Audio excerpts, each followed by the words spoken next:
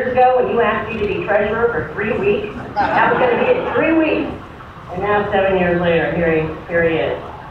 It's like old home week for me. I have to say, after 3 terms, serving, a little over 3 terms serving as chairman of this committee, it always is an honor and a thrill to get to stand before you. And I want to thank Chairman Cole for his very kind introduction. I am here today to say thank you on multiple cases, and also to, I hope, call you to action as we all move forward.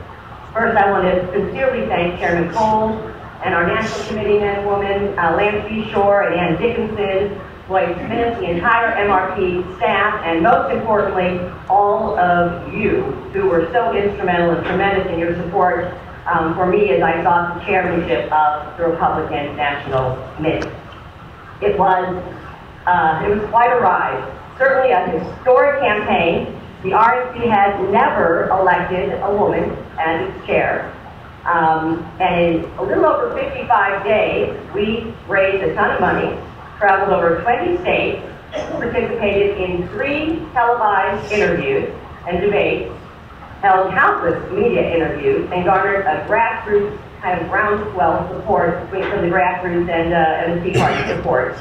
I lobbied 168 nationwide members of the RNC over and over and over again. And at the end of the day, my 16 guns and I became the darlings of the Jon Stewart Daily Show. I hope you all saw that. I didn't win, but I do believe we put some permanent cracks in the glass ceiling, and I promise you that with a rule change or two, and continued support, like the kind of support I received from this committee and all of you, a qualified woman will chair the Republican National Committee one day, very, very soon.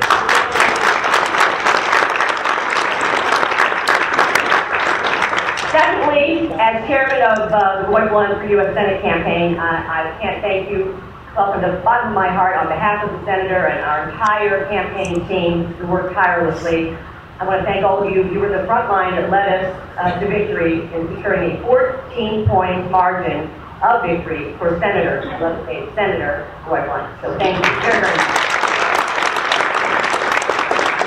Now, we did a great job of starting to take back our country in 2010, but unless we finish the job in 2012, everything that we've gained will be lost, and the stakes could not be higher. It is no surprise to those who still vividly remember the searing pain of September 11th, or President Reagan staring down the communists to win the Cold War, or the Iranian hostage crisis, the Cuban Missile Crisis, and those few heroes, and a few are here today, who are still with us and remember jumping out of airplanes on D-Day.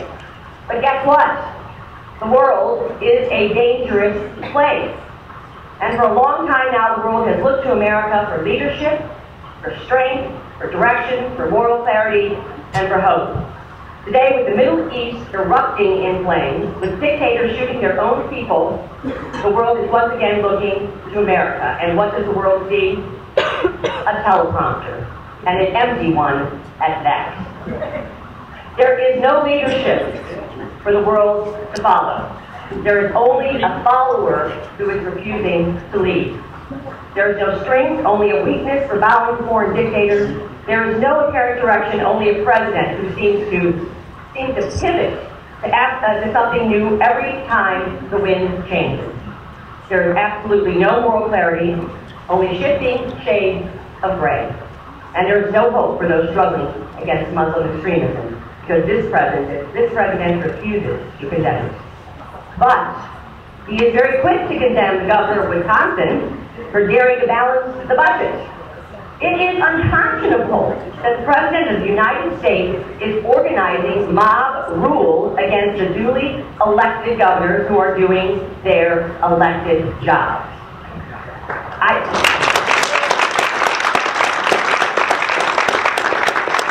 I think Governor Scott Walker said it best when he said, "Mr. President, when your budget is fixed, then you can stick your nose in ours."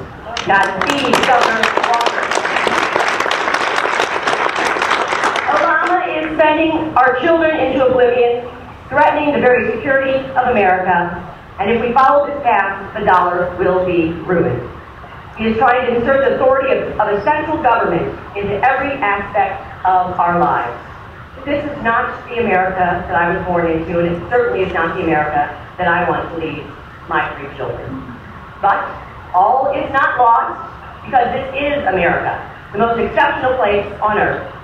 We have it within our power to change the future. We, the citizens of this nation, we decide, and we must focus our energies on 2012 and finish the job. We can do it, we have the mandate, and we must. Let's take that empty teleprompter and load a meaningful speech on it for a change. It is the speech we are all waiting for, the concession speech.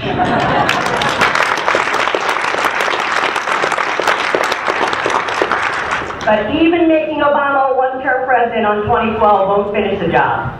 We have more work to do right here at home. We need to make Claire McCaskill a one-term senator.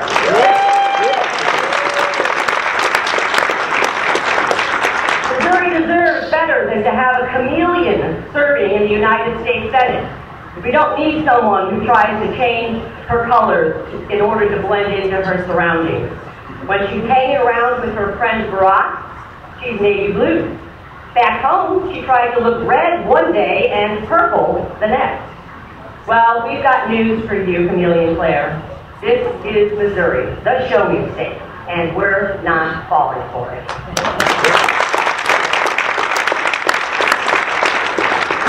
We remember Chameleon Claire when Obama, Pelosi, and Reid were jamming the federal takeover of health care down our throats and with backroom deals and middle-of-the-night shenanigans. All the country needed was one courageous Democrat to say no. Just one. It could have been you, Claire McCaskill, but on that day, you were bluer than blue. And Missourians say, you blew it.